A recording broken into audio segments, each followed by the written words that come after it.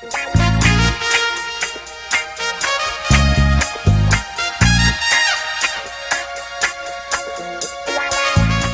buenas tardes, bienvenidos a una nueva sesión de Charlando en el Forestal.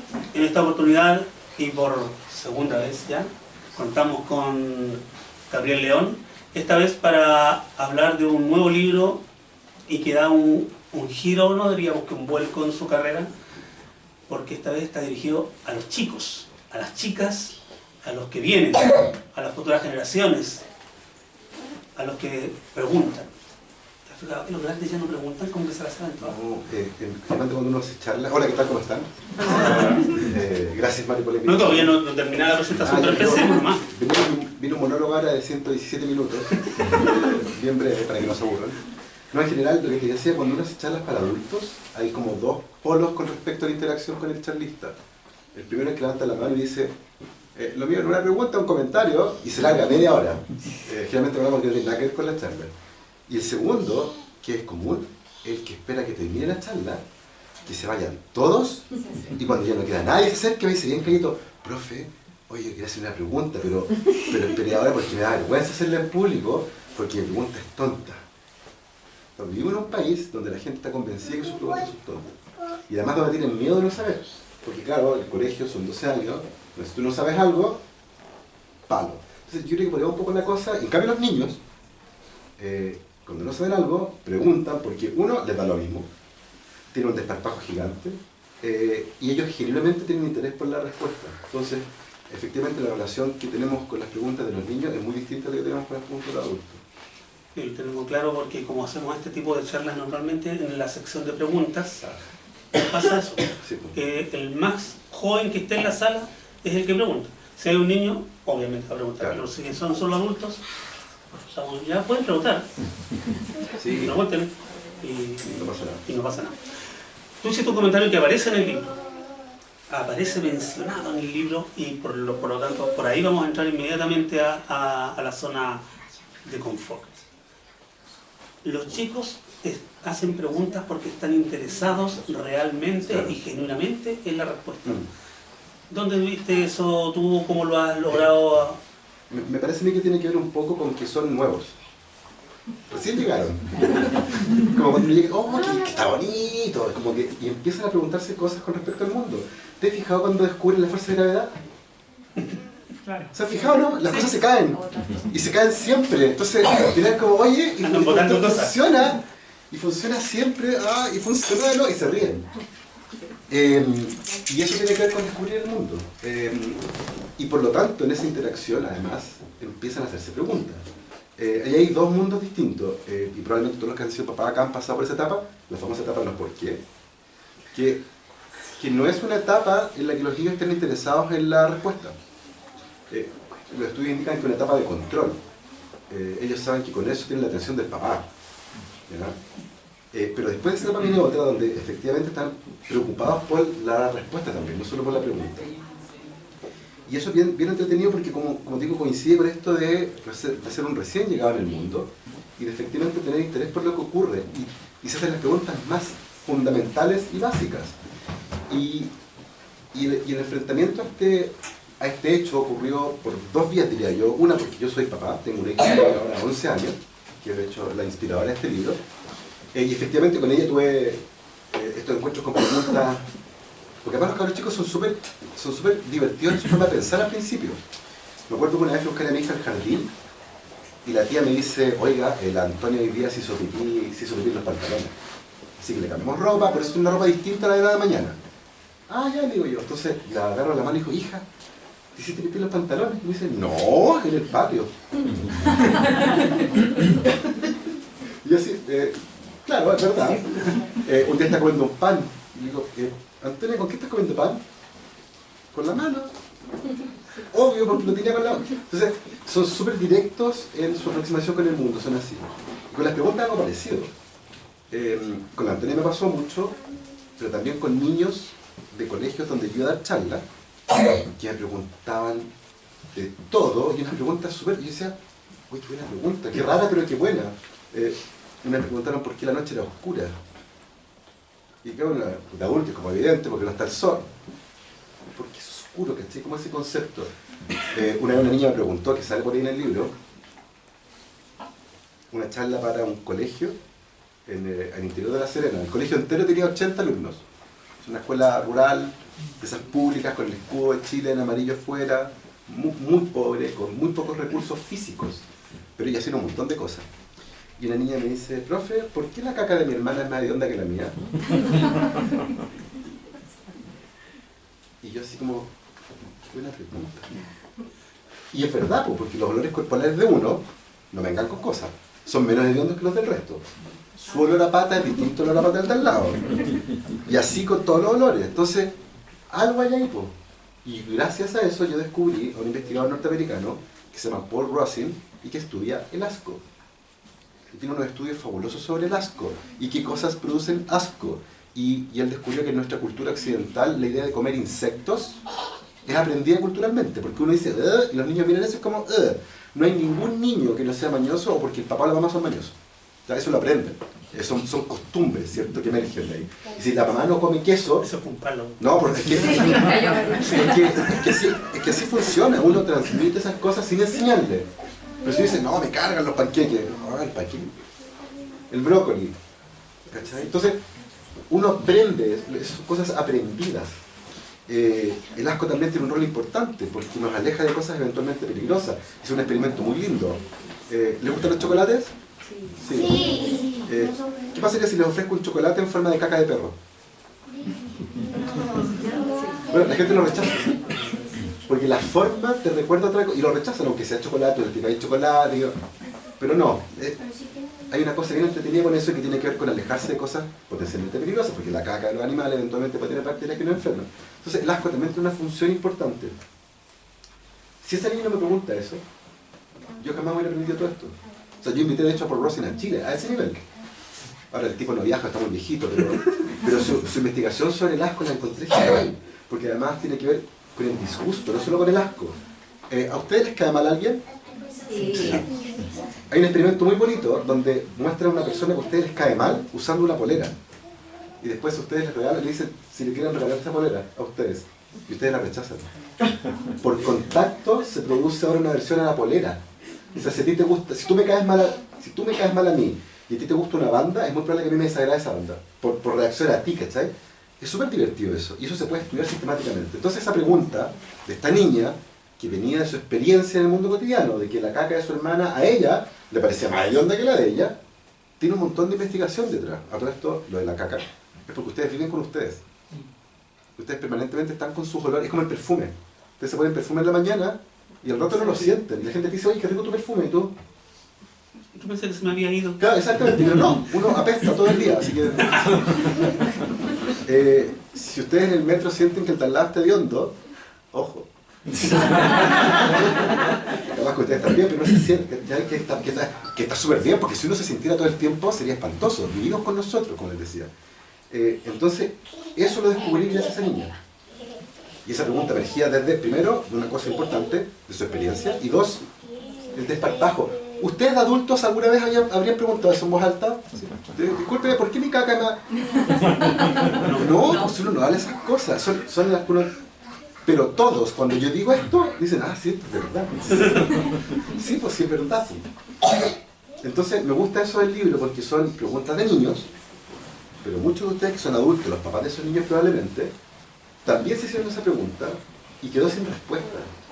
Antes era más difícil contestar estas preguntas, no había internet, las enciclopedias eran más caras, no en todas las casas había una enciclopedia, y por lo tanto uno quedaba con muchas preguntas y de a poco fueron quedando enterradas con las preocupaciones de adultos, todas las preocupaciones que ustedes tienen en la cabeza, que finalmente entierran hasta las preguntas que son súper entretenidas. Y eso es un poco la función de este libro, rescatar esas preguntas, quizás en los niños, pero que son las mismas, creo yo, que tienen los papás. Ese es un término. Bueno, esa era la respuesta a la primera pregunta. Así que vamos a hacer solamente dos preguntas para que... Sí, porque yo te hablo. Te tengo el don de la palabra. ¿Cómo ha sido o has percibido la recepción por parte de los adultos al libro? Muy divertido. Me han pasado de todo, gente que lo encuentra genial y gente que dice, ¿cómo le pusiste el moco? Así como, de hecho, hoy día tuve una experiencia en un lugar, fui a firmar un libro, fui a firmar libros, era un lugar, era un local comercial que no voy a mencionar, Jumbo, y tenían que anunciar la firma por los parlantes. Y no dijeron el título del libro. No podían decirlo. Porque la palabra mocos aparentemente es muy mala. No sé qué dirán en su casa. Tengo una secreción nasal. No sé quién habla así. Pero no lo dijeron. Y no hubo caso hasta que llegó como el mandamás y dijo ya, como que autorizó el uso de la palabra botón rojo, así que bueno, sí. Alerta de mala palabra, así como tápense los oídos los sensibles. Y otros que se ríen y todo. Y la respuesta de los niños, siempre igual. Notable, así como, un libro que habla de mocos, por fin, anda. ¿Dónde estuvo?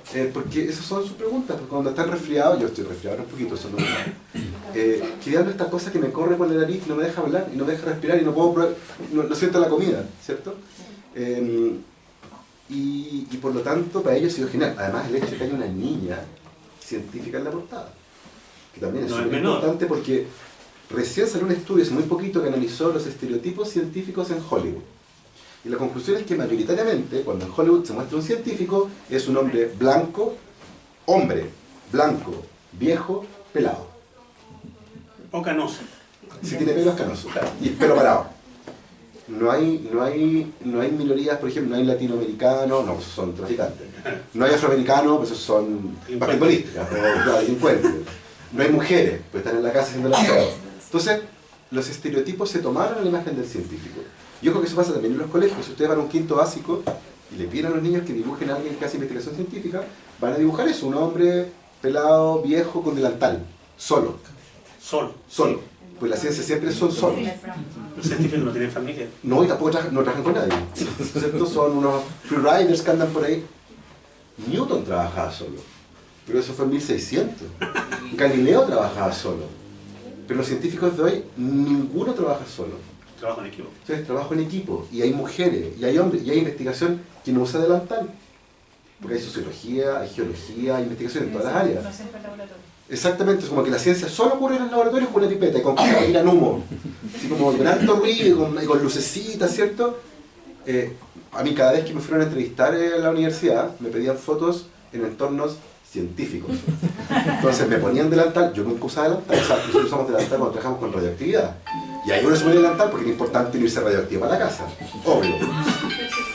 Nadie quiere brillar en la oscuridad, ¿cierto? Entonces ahí uno se ponía delantal, guantes también, para algunas cosas, pero para las fotos del diario era delantal, guantes, lente, pipeteando un tubo con agua, típico. Una super parafernalia, así como que ridículo esto, pero bueno, eso es lo que la gente entiende por científico. Bueno, cambiemos imagen, porque no somos así todo el tiempo, amigos. Entonces es importante mostrar que los científicos también están en las humanidades, también son mujeres, que trabajan en equipo, que no todos usan delantal, que no todos pasan por un laboratorio. Y lo importante es porque los niños se pueden ver reflejados en otros estereotipos distintos de científicos, como en este caso una niña. Y atrás aparece esto. Y atrás aparezco, claro, yo, el libro está bellamente ilustrado por la Paula Van Gontin, que hizo un gran trabajo. Ilustró hasta nuestro perro, el Lucas, que se parece de hecho un montón. Sí. Íbamos a traer a Lucas, pero hoy día no quisimos traer a lo que es. Serían todos ustedes de él ya. Los va a hacer pipí a todos, porque es así, es medio territorial.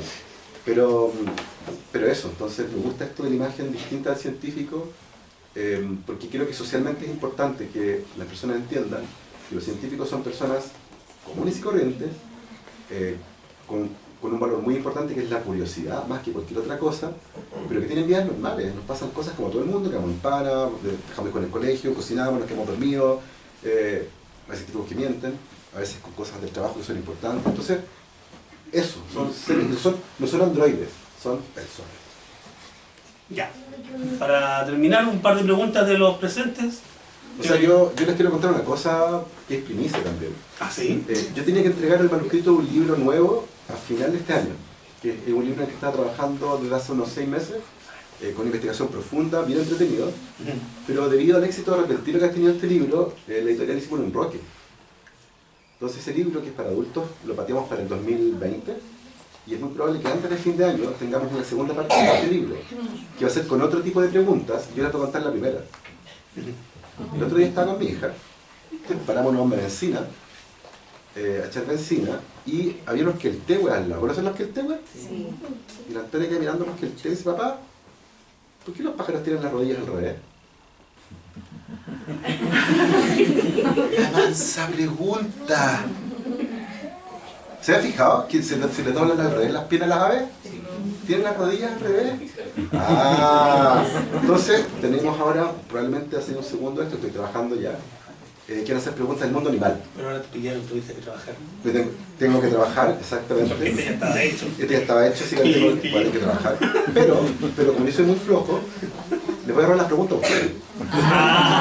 Entonces, cuando hay charlas del libro, y me han hecho preguntas que digo, esta está buena, del mundo no sirve, y capaz que la pregunta a ustedes aparezca en el libro. Entonces, si tienen alguna pregunta extraña, háganla nomás, no tengan vergüenza, de acá no sale, la cámara no está transmitiendo a ninguna parte. No se puede cortar, todavía. Pero es un poco así que, Mari, muchas gracias por la invitación. Este es un lugar muy especial porque se comparte un mundo de cercanía muy especial entre quienes leen y entre quienes escribimos. Y eso es muy rico porque rara vez ocurre, uno interactúa mucho en redes sociales, claro, por la radio, pero esto de poder verlos a ustedes y sentirlos y olerlos, ninguno huele feo. Es muy rico y distinto, y este espacio se ha convertido en eso, un espacio de cercanía entre los lectores y quienes escriben. Así que muchas gracias, Mari. No, gracias por venir, pero pregunten, aprovechen. Pueden preguntar del libro, otras preguntas, ¿quién tiene del... una pregunta interesante, entretenida o una tonta, de lo mismo? Usted, ¿cuál es su nombre? Natsumi, qué lindo tu nombre. ¿Cuál es tu pregunta? ¿De qué está hecha la caca? Oh, muy buena pregunta. ¿Tú comes? Sí. Ah, muy bien. Nuestro cuerpo puede extraer nutrientes de la comida, por eso no comen. Si no comen, se mueren. No hagan el experimento. Pero no todo lo que está en la comida lo podemos aprovechar. Por ejemplo, nosotros no podemos comer celulosa. Es un hidrato de carbono con una fibra larga y no la digerimos nomás y pasa de largo. Entonces, lo que tú comes, sacas algunos nutrientes, pero hay otros que ya no puedes aprovecharlo más. Y eso hay que botarlo. No puede quedarse dentro del cuerpo. Y cuando pasa por el intestino, la última parte del tracto digestivo se llama intestino grueso. Y por esa parte viven bacterias. Un adulto, como el señor que está acá, anda como con 1,5 kg de bacterias arriba, ¿no? Y todos ustedes. Claro, porque si no es personal. No es con él. ¿Cómo él, el ejemplo? Pero también la señora. Entonces, y esas bacterias están principalmente en el intestino. También en la piel, por cierto. Ustedes son bien asquerosos. De hecho, yo tengo una máxima. Si ustedes tuvieran un microscopio, la vida sería muy asquerosa. Tienen ácaros que viven en las cejas permanentemente. Van a tener pesadillas, pero no importa. Se estima que cerca del 5% del peso de la almohada son ácaros muertos. Por eso es que cambian. Por eso la funda. Por eso las fundas, exactamente. Por eso las fundas, que se cambian más seguido que las almohadas. Nosotros quemamos la almohada todos los días. ¿Qué eso, andar, por favor, soy científico. Pero bueno, y las bacterias, el autoclave, y las bacterias que viven en el intestino sí pueden comerse algunas cosas que están en lo que tú no puedes comerte y producen gas, hidrógeno, sulfuro, que huele a huevo podrido, y otras moléculas bastante hediondas, y toda esa masa de nutrientes sin digerir, más bacterias, más todas estas moléculas hediondas, salen por el final del tracto digestivo. Y eso que sale es caca. Entonces, comida sin digerir, más bacterias, agua y fibra principalmente. Eso. De eso estamos. De esa está hecha la caca. Allá. Sí, pero mi hermano primero. Dale. ¿Cuál es tu nombre? Simón. Hola, Simón. ¿Por qué el título del libro es ¿Qué son los moscos? Porque aquí habla de muchas cosas. ¡Qué buena pregunta! Oye, sí. De hecho, esto fue motivo de varias reuniones. Fíjense ustedes. En la editorial, que me ayudaron mucho a editar el libro, ¿cierto? Macarena, a ordenar la historia, a cambiar la forma de narrar, a diagramarlo, a ordenarlo, a ilustrarlo. Y cuando estaba todo listo fue como ya. ¿Cómo se va a llamar? Y yo así como, ¿han visto un conejo en la carretera? Qué difícil. Oye, empezamos a varias ideas y de repente usemos una pregunta, porque va a reflejar muy bien el espíritu del libro. Pero ¿cuál? ¿Cuál pregunta? Una que sea provocadora. ¿Qué es la caca? No, pero no tanto. Tampoco la palabra peo en el título del libro. O sea, relájate, está bien, pero ya. Los mocos, que es como intermedio. Claro. Los mocos. ¿Qué son los mocos? Pero no son solamente eso, porque la gente dice, oye, un libro entero de mocos, ¿qué onda? O sea, un tratado de mocos, ¿no? Pero hay otras preguntas también que comparten que son raras. Entonces fue como, ¿sabes qué? Me gustó. Entonces fue un ejercicio en conjunto, ¿viste? No fue el trabajo de una persona, Claro. fue el trabajo colaborativo de varias personas, y Sí, ¿sabes qué? ¿Y qué son los mocos? Y otras preguntas raras cada uno. De ahí salió el título. ¿Te quedó claro, Simón? Bacán. ¿Su nombre? Y ahora sí. Me llamo Ignacio. Hola, Tengo Ignacio. 12 años. Mi pregunta no tiene que ver con el libro, más que nada como de contexto del libro. O sea, quiero saber algo como, ¿cómo usted hace los libros? ¿En un papel o en un computador? ¿Cómo lo escribe también? Yo generalmente escribo... ¿Ustedes pierden el tiempo? Depende. Yo siempre pierdo el tiempo. Es lo más productivo que hay.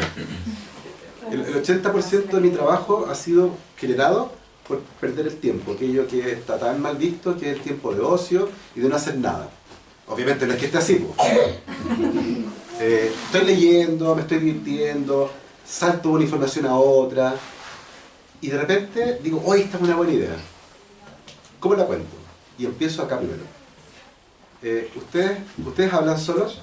Sí. Ya. O en mi mente. A mí me han mandado al psiquiátrico. Porque además no hablo solamente, además gesticulo. Entonces camino por la calle y voy así como, entonces tomo esto aquí y la gente me dice como... Me hacen el quite, así como... Será contagioso. Loco, será paciente cero, alguna cosa rara. Entonces, trabajo mucho en la cabeza. Y una vez que tengo la... ¿por qué hago esto? Porque alguna vez me senté, hice la locura, de sentarme frente al computador con una página en blanco, así. No, tienes que saber qué vas a hacer. El computador no es para escribir, es para respaldar lo que está acá. Entonces primero en la cabeza, o sea, tengo una historia y cómo la voy a contar, y la trabajo primero mucho en la cabeza. Y una vez que tengo claro qué voy a decir, me siento y lo escribo. Y generalmente lo hago de manera compulsiva. O sea, no es que escriba 2 segundos y veo internet. Voy al refrigerador. No, yo soy de los que se sienta y 4 horas después se para. Porque necesito terminar, porque si no el mundo explota. Entonces escribo y voy editando y lo leo y si no me gusta lo cambio y lo pruebo de nuevo. Entonces generalmente escribo hasta que termino algo. Eso es muy bueno, yo por lo general me distraigo mucho, pero cuando escribo no. Y me pasa que a veces estoy escribiendo y no sé cómo seguir. Y como que me trabo. Sí, me pasa lo mismo. ¿Sabes lo que hago yo? Tomo las zapatillas y me voy a correr. Pongo audífonos, zapatillas y me largo. Y como en el kilómetro 8, con la hipoxia... porque voy pensando, po.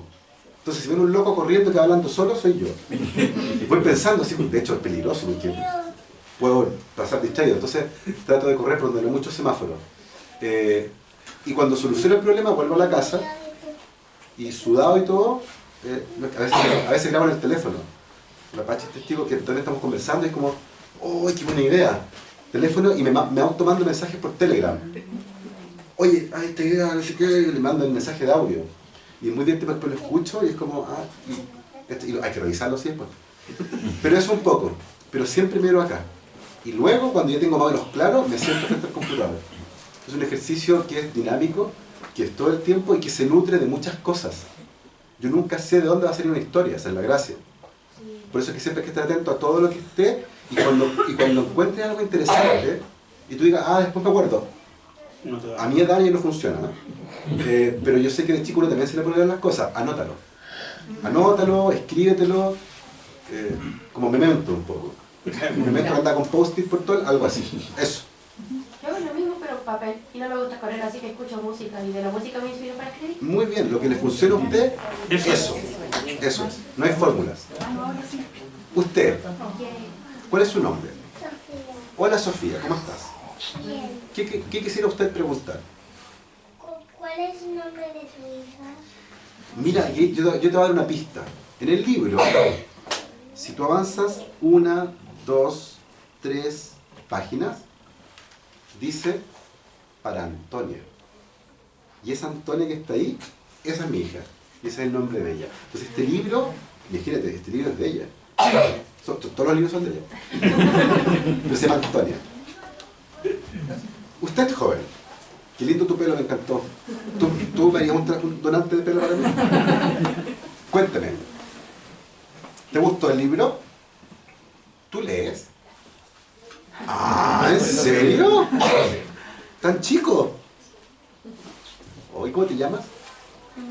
Manuel. Manuel, ¿cuántos años tienes? 4. ¿Y ya lees? Te pasaste.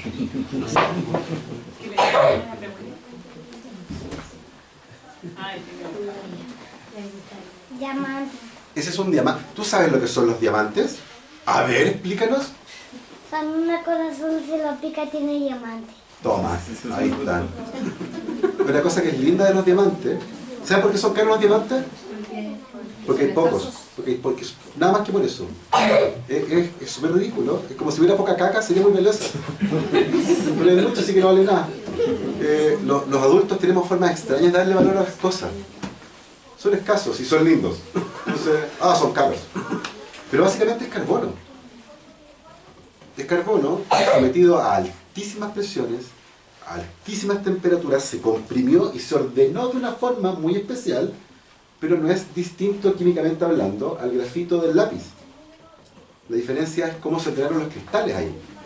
Y eso hace toda la diferencia, y bueno, son súper bonitos, reflejan la luz, ¿cierto? Y, qué sé yo, y por eso están en las joyas, en fin. Pero básicamente es carbono, que fue comprimido a altas temperaturas. Se puede hacer en el laboratorio, pero es carísimo. Ahora, afortunadamente, en la Tierra ha habido procesos geológicos que han comprimido fuertemente dinosaurios viejos. Y bajo esas presiones y altas temperaturas hubo diamantes, que son muy pocos todavía y por eso valen mucho dinero. Pero esos son los diamantes. Usted es joven al fondo. ¿Cuánto tiempo te demoró en hacer el libro? La primera pregunta fue hace 3 años atrás.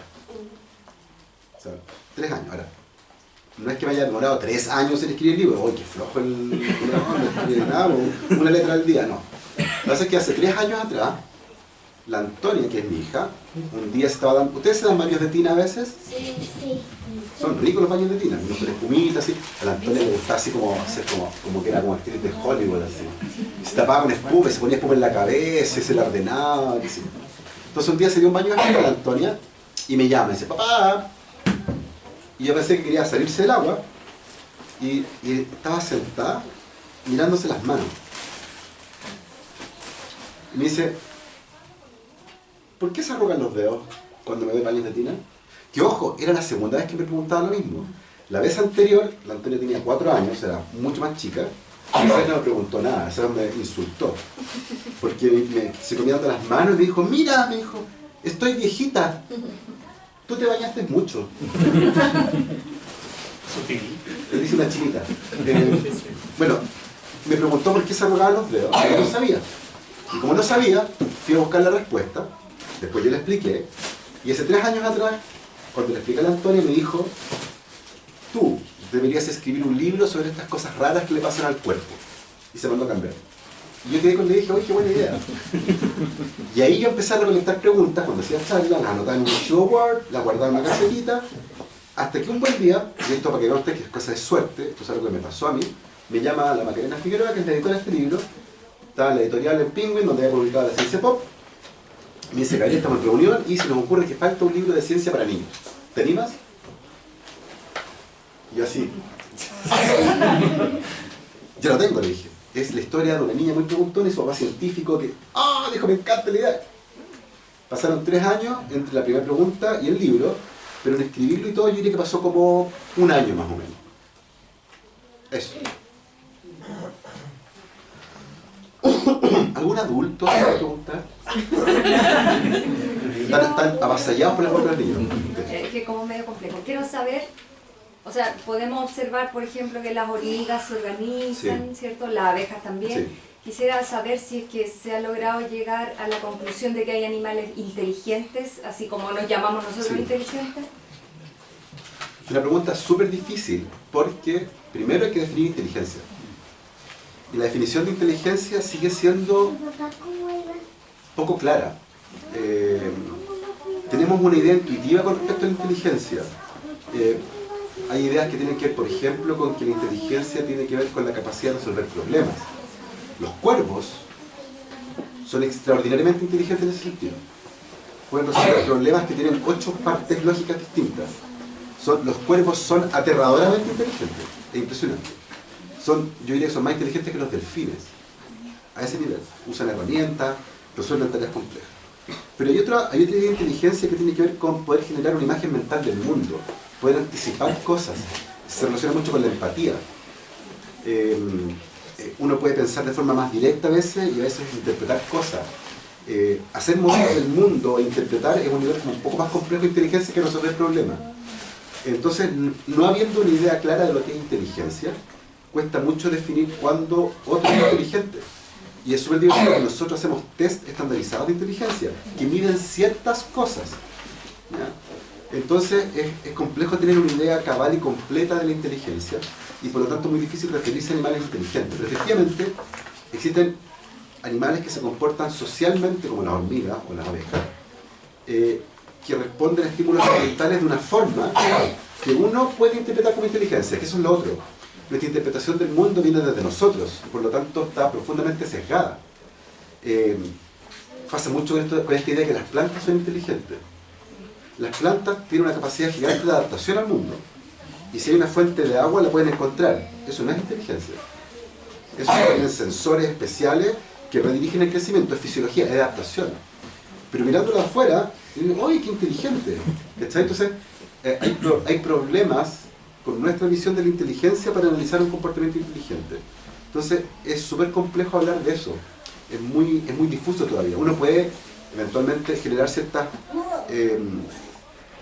convenciones y establecer algunos parámetros, y por ejemplo, por eso hay test estandarizados de inteligencia. Evidentemente, si tú le haces un test de una hormiga, no va a pasar, no va a interactuar, no va a ser esquechar. Entonces, es imposible. Y eventualmente hay personas que son muy hábiles en ciertas áreas, pero muy pobres en otras. Una persona que es muy inteligente resolviendo problemas complejos, pero que es poco empática, es incapaz de interpretar tu lenguaje corporal, por ejemplo, porque sea súper torpe en algunas cosas. Entonces, es súper complejo. Eso. Ahí tienes otro libro. Muy complejo. Les recuerdo que voy a hacer un libro de preguntas de animales, por si tienen alguna pregunta rara de algún animal por ahí, pero una de esas sale. De joven. ¿Cómo hacen caca las serpientes? Fuera. Es una muy buena pregunta y no tengo ni idea. ¿Vamos a buscar una serpiente? Cuando uno no sabe algo tiene que ir a buscar la respuesta. Entonces yo ahora voy a salir de acá y adivinen lo que voy a hacer. Voy a buscar como diablo el sistema digestivo de las serpientes, ¿ya? Porque evidentemente son animales muy especiales, con metabolismos distintos al nuestro, con fisiología distinta. Así que vamos a buscar la pregunta, pero me gustó mucho. Vamos a... Si tú algún día ves un libro que dice cómo hacen caca las serpientes, fue tu pregunta. 10% ahí tomando un...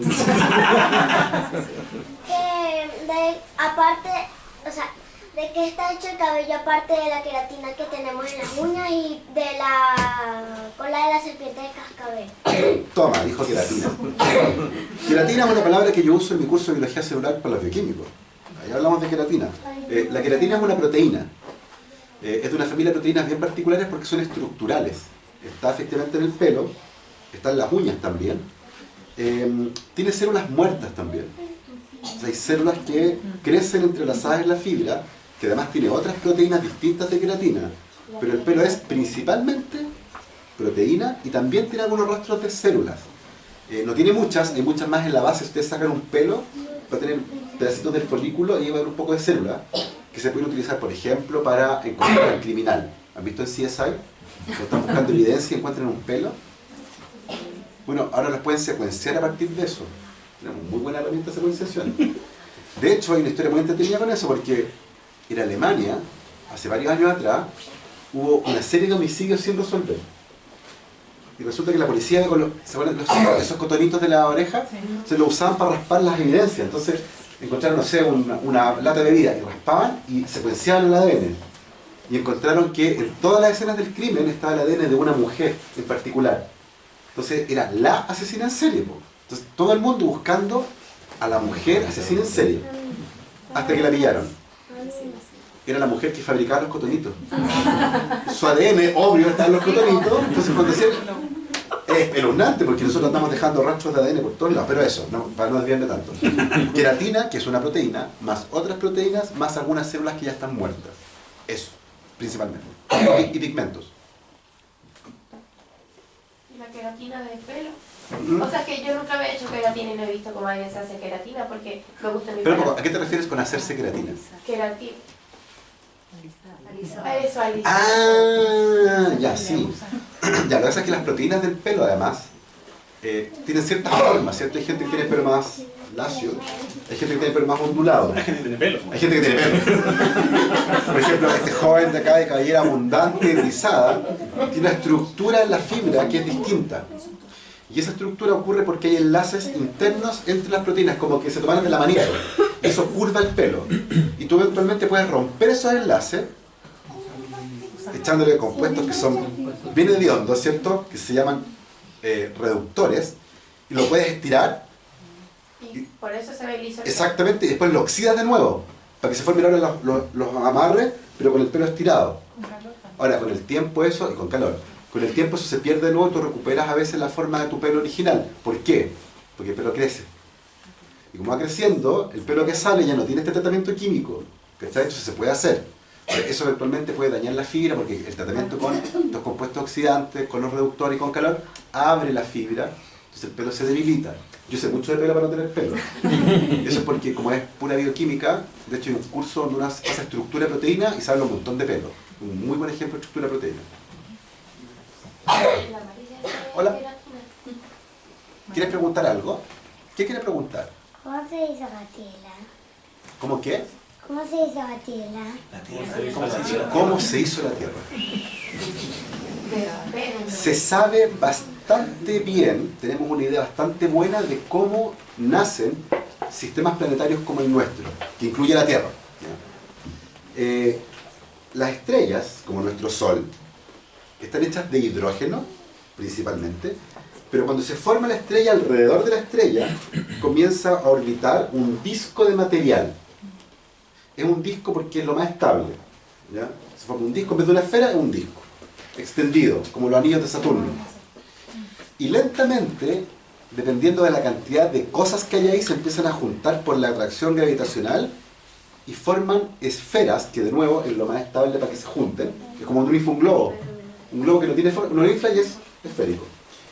Forman esferas de material, que dependiendo de la cantidad de material que haya, va a poder formar distintas esferas. Entonces la Tierra se formó a partir de un disco de polvo que había hace mucho tiempo atrás alrededor del Sol, y ese disco de polvo se juntó en un lugar en particular para formar una roca gigante, seca, árida, con muchos volcanes, y se cree que hace mucho tiempo atrás chocó contra esa roca un asteroide que traía mucha agua.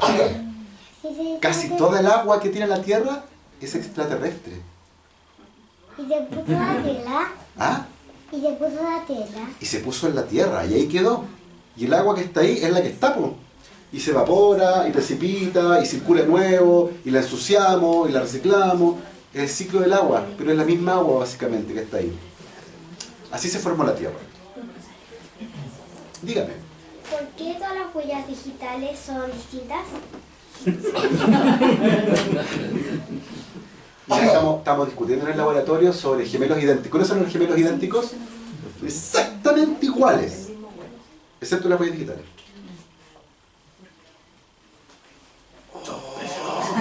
Sospechoso, porque genéticamente hablando son iguales.